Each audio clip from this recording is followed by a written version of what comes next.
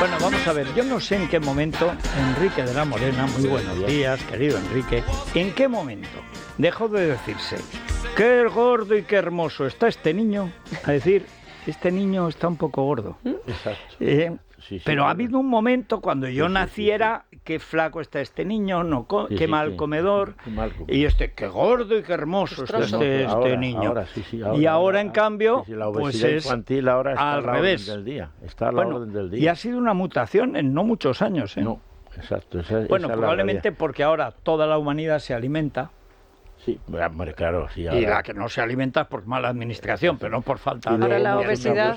Los niños, sobre todo las familias, abusan de todos los caramelos, los donuts y todas estas cosas. Pero siempre ha habido, control. siempre ha habido. La cuestión es que ha cambiado la percepción también estética y supongo que de salud, lógicamente. Sí, la obesidad, de hecho, se relaciona ahora con falta de salud. Directamente las personas que tienen sobrepeso entran a formar parte de una lista de candidatas a tener una serie de enfermedades de las que vamos a hablar. Empezando por el corazón, y la diabetes. Bueno, tenemos a un súper especialista con nosotros, señor. como siempre, Enrique. El doctor Juan Carlos Ruiz de Aldana, que estudió medicina en la Facultad de Medicina de Granada con premio extraordinario y luego se fue a hacer su tesis doctoral a Bolonia. A Bolonia, es un Bolonia. Pues es doctor en medicina por la Universidad de Bolonia. Sí, señor.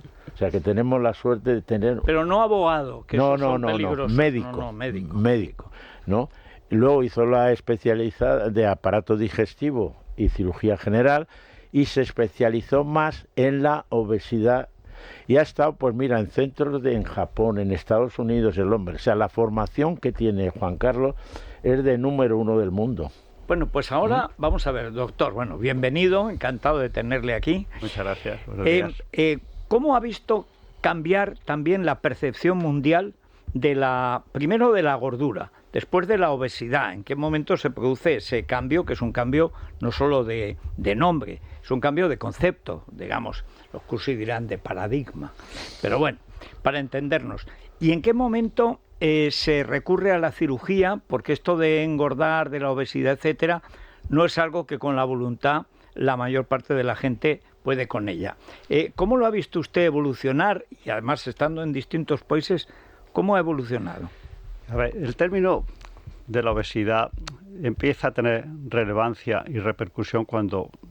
Antes lo que usted decía, que la obesidad era el niño gordito, el niño que era como saludable, y cuando se vio que esa obesidad, que es una enfermedad silente, que no produce síntomas, podía estar uno rellenito, estar usando una talla más grande, pues toda esa, sobre todo esa obesidad central, esa obesidad que radica de la grasa en el abdomen, que rodea las vísceras, pues produce una serie de citoquinas, de sustancias, etcétera, etcétera, que llevan a producir un síndrome metabólico. Ese síndrome metabólico no es ninguna enfermedad que uno me duele la cabeza, me duele la barriga, no.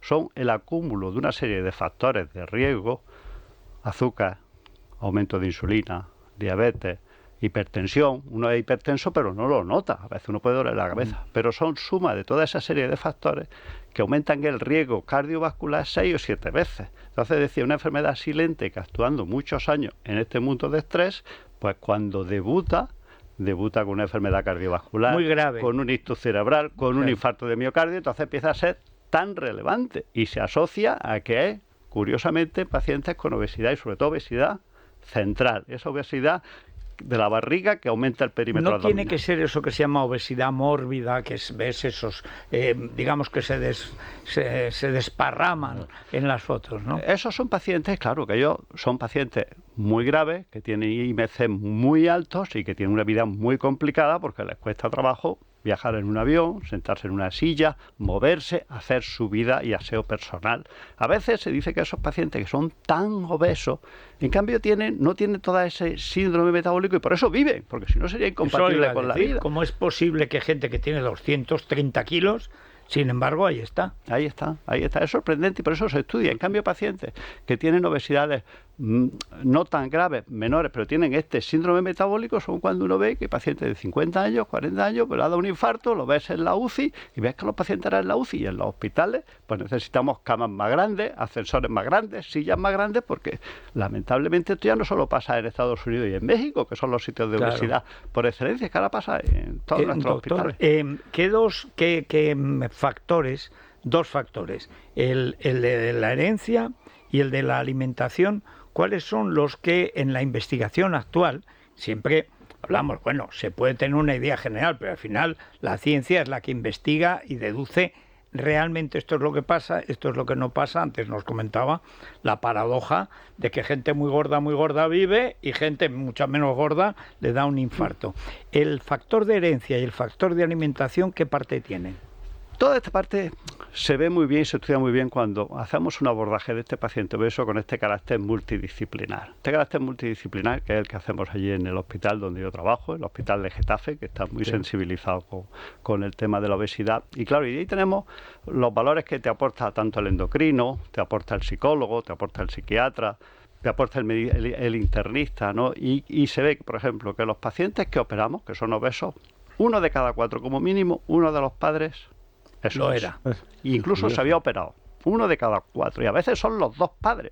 Es decir, que es un componente genético que ya no solamente va en los genes, sino que va en el tipo de vida. En el tipo de vida, en lo que come. Hay gente que a veces, afortunadamente, todo esto va explicando, y nosotros que trabajamos en una zona sociosanitaria de Madrid, que es Getafe, de Parla, Pinto, que algunas veces pues el grado de formación también puede condicionar, ¿no? Y el nivel económico, pues hay que explicarle a la gente que no puede tomarse un refresco normal y corriente, ¿no? Que no puede tomarse las comidas de una manera empanada o frita, bueno, ¿no? Y sobre rebozada. todo comer mucho cuando antes a lo mejor tenía posibilidad de comer poco. Claro, que eso es otra de las cuestiones que está pasando en buena parte de Madrid, claro. Que es gente que viene de América, que comía 2 veces al día y puede comer 5. Es que a veces yo creo que es peor mal comer, ¿no?, que comer en muchas ocasiones, porque esa gente que dice, es que no soy capaz de adelgazar, ¿eso es real, doctor? Nosotros en este trabajo multidisciplinar que hacemos en Getafe, a veces es cosa curiosa. Nosotros tenemos un personal, aparte del personal de facultativos, tenemos personal de enfermería que se dedica a cuidar a estos pacientes y que están día a día con ellos,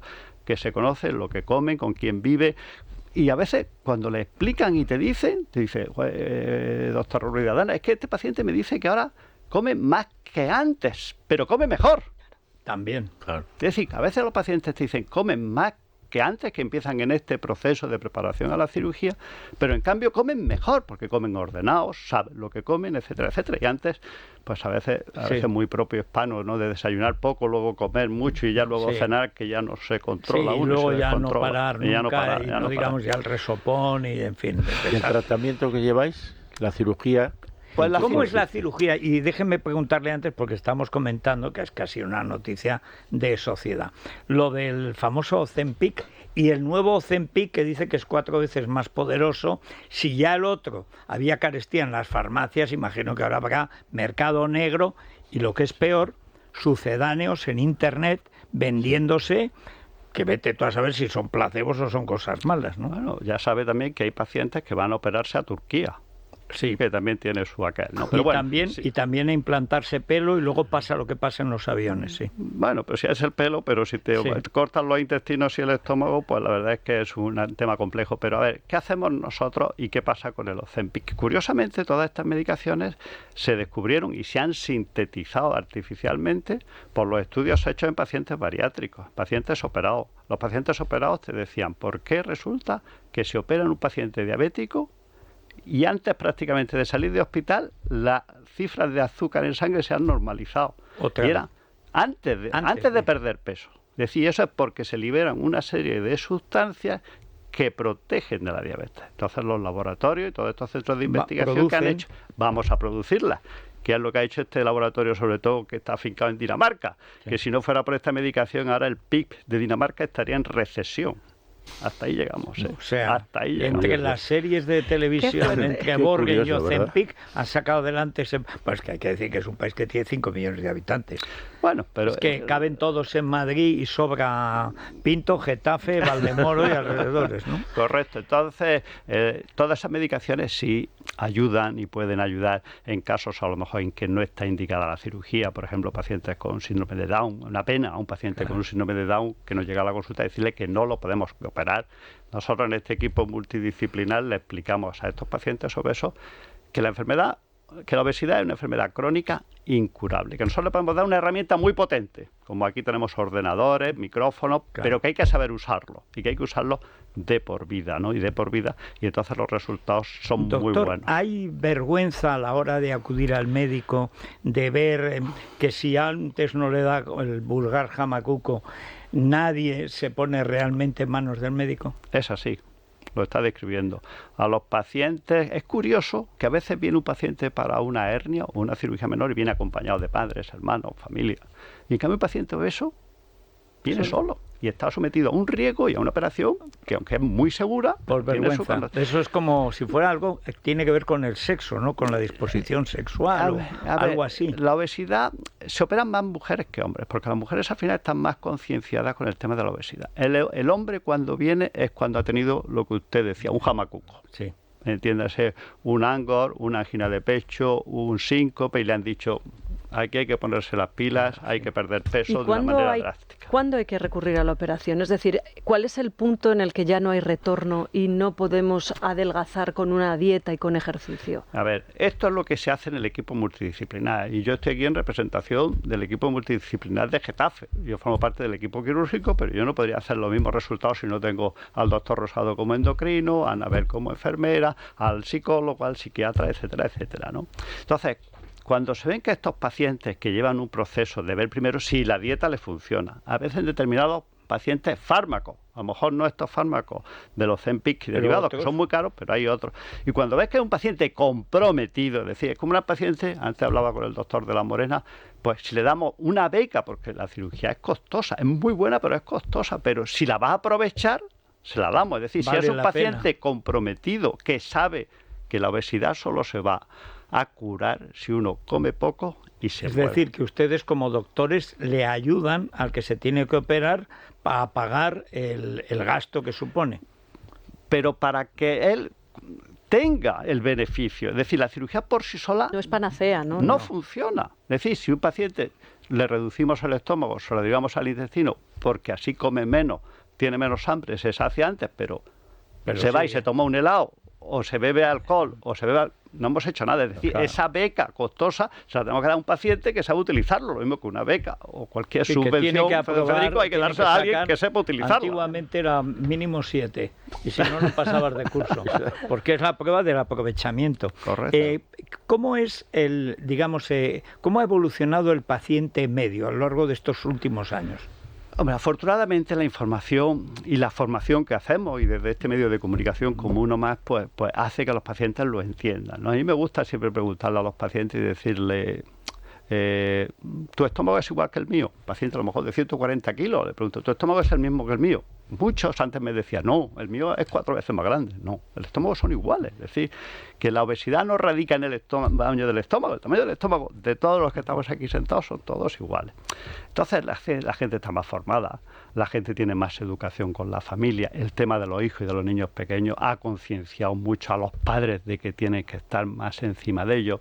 Y ahora el enfermo llega también más comprometido, también asume mejor las instrucciones que le damos. Hay un peso social mayor, ¿no?, de cuidar por estética, etcétera. Sí, y después eso es un factor, como a todos nos influye la estética, pero es que hay pacientes que tienen dificultades para encontrar un trabajo, para estar delante del público, para no sentirse con esa autoestima tan baja. Claro. Esta cirugía es muy cara, pero es la que aporta como más años de beneficio de vida. Desgraciadamente a veces hacemos operaciones muy complejas en un cáncer de colon, en un cáncer de estómago, y luego la expectativa de vida, aunque está aumentando, pero a veces es muy limitada. En un cáncer de estómago, en un cáncer de páncreas estamos hablando de pocos años. En cambio, la edad media de los que operamos, don Federico, es 37, 40 años. ¿Tan joven? Y a veces pacientes de 18 años, que eso es la labor multidisciplinar mucho más importante. Porque es hay que detectar que ahora hay que intervenir. Hay que operarle porque están perdiendo la adolescencia. Claro. Son y además pacientes... no es una cirugía... ¿Cómo es la cirugía? La cirugía tiene dos componentes. que es donde nosotros podemos operar. Si los neurocirujanos descubrieran dónde hay que tocar la cabeza para controlar el hambre, pues nosotros no tendríamos trabajo. Pero ahora mismo donde podemos nosotros actuar es a nivel del estómago y el intestino, siendo vísceras normales. Si las vísceras estuvieran enfermas, no las podríamos operar. Entonces, actuamos en dos partes. Una, reducimos el estómago. Al reducir el estómago, ¿qué conseguimos? Que el paciente controle antes la saciedad, se llene. Y además una cosa que yo no puedo demostrar cómo es, doctor de la Morena, es que el enfermo pierde la satisfacción de la comida. Nosotros nos ponemos aquí un plato de jamón, como decía mi madre, y cae a cualquier hora del día. Pues esa satisfacción, cuando uno reducimos al estómago, se pierde. Es decir, que es una herramienta muy potente si el enfermo come bien. El afán de llenar, digamos, es lo que se pierde. Se pierde. Y después, al derivar la comida al intestino, hace que la comida llegue al intestino último. Sabe que la longitud media del intestino son como 7 metros. Si conseguimos que la comida llegue al final del intestino, es donde se libera el Ozempic natural, que controla eso. ¿Por qué ahora hay obesidad y antes no había tanta diabetes?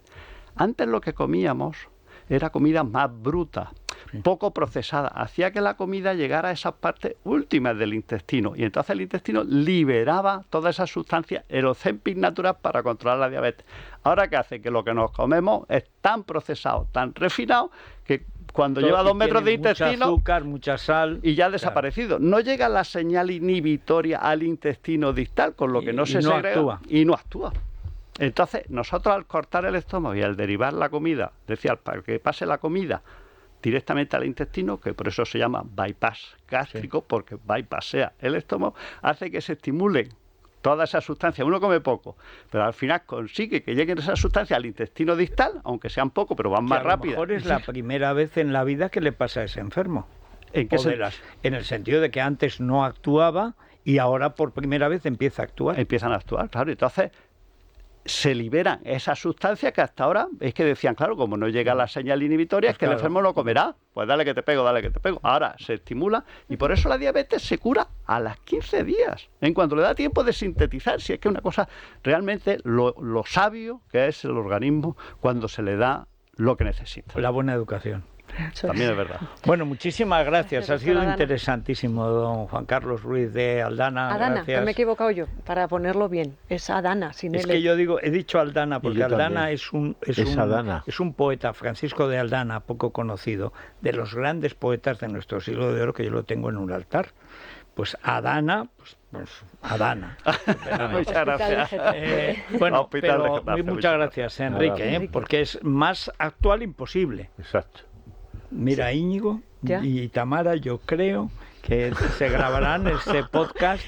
Yo creo que ahora vamos a hablar de un alimento que es bastante sano, que son las setas, hasta que dejan de ser sanos, claro, bueno, cuando encontramos los níscalos de Sotillo. Qué rico, es verdad, Enrique. Es buen año de setas, además, parece ser. Como ha llovido y ha nos va a contar Alberto. Llaman hongos. ¿Hongos? Hongos. Bueno, sí, es que son hongos, setas, es verdad. Hongos, setas y líquenes. Un revuelto de setas, ¿eso es verdad? Que no tenga 4 huevos, sino que nos quedemos en 2, doctor.